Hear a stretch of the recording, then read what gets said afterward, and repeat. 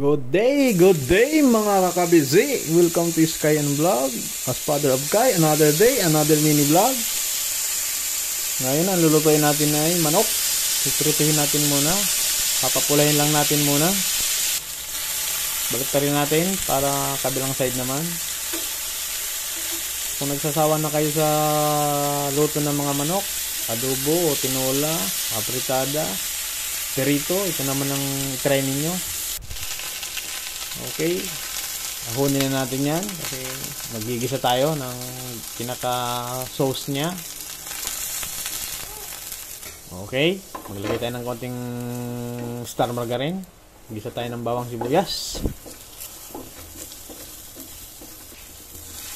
Okay, lagay tayo ng mushroom. Ngayon na lang apoy dyan mga kakabisi. Ganyan yung kalakasan. Low heat lang. Alalay lang ang apoy. Tapos mag-a-add tayo ng whole cream. Yan. All-purpose cream pala. Okay. Pag kumulo na, ilagay na natin yung pinirito nating manok.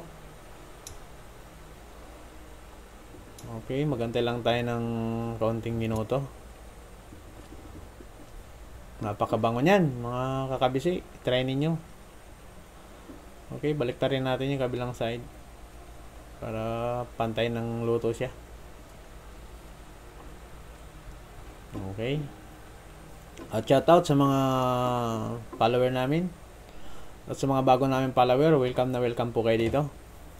Okay, tingnan natin kung malambot na yung manok natin. Ang bango. Amoy pa lang, kakagutom na.